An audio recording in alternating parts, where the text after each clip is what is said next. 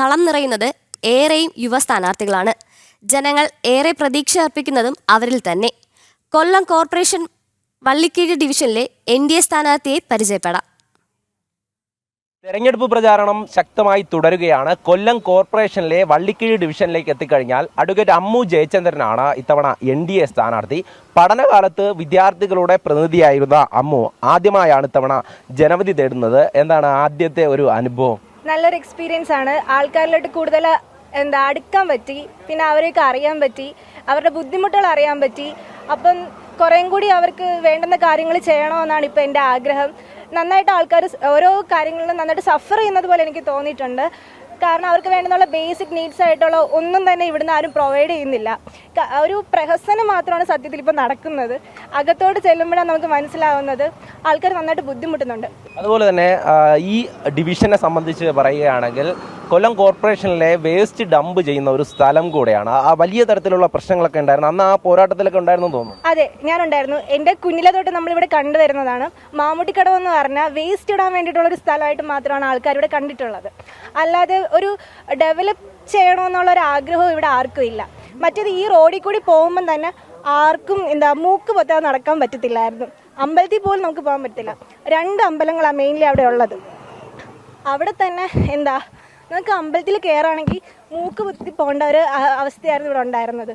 പിന്നെ മഴ സമയത്താണെങ്കിൽ ഫുള്ള് വേസ്റ്റിൻ്റെ ലിക്വിഡ് ഫോമിലുള്ള വേസ്റ്റ് അതെല്ലാം ഉണ്ടായിരുന്നു. തീർച്ചയായും ഈ ജനങ്ങളോട് കൃത്യമായും ഈ പ്രശ്നങ്ങളൊക്കെ അഡ്രസ്സ് ചെയ്തുകൊണ്ട് തന്നെയാണ് അവരോട് വോട്ട് ചോദിക്കുന്നത്, അവരോട് പറയുന്നത് അല്ലേ? അതെ, തീർച്ചയായും. കാരണം ഇവിടെ മാമുട്ടിക്കടവുകാർക്ക് അറിയാം എന്താ ഇവിടെ ഉള്ള അവസ്ഥയെന്നുള്ളത്.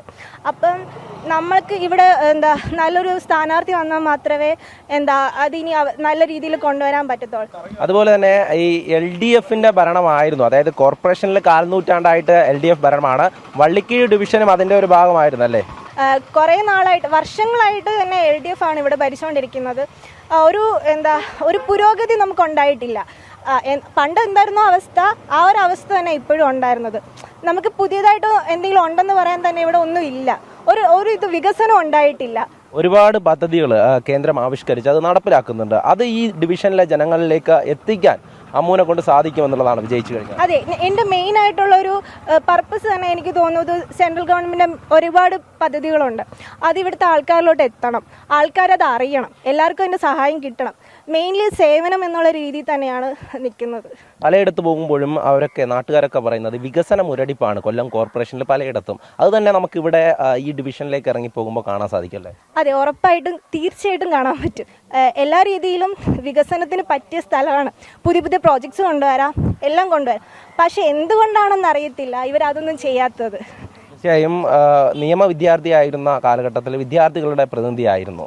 അപ്പോൾ ഇനി അടുത്ത ജനങ്ങളുടെ പ്രതിനിധിയായി എത്താനുള്ള ആ ഒരു ശ്രമം തന്നെയാണ് ഇപ്പോൾ. അതെ, തീർച്ചയായിട്ടും. എന്നിലൊരു വിശ്വാസം ഉണ്ടല്ലോ, ആ വിശ്വാസം എനിക്ക് നന്നായിട്ട് ചെയ്യണമെന്നാണ് എനിക്ക് ആഗ്രഹം. പിന്നെ പ്രധാനമന്ത്രി ഒരുപാട് കാര്യങ്ങൾ ചെയ്യുന്നുണ്ട്, അത് നമ്മുടെ ജനങ്ങൾക്ക് എത്തിക്കാൻ പറ്റും.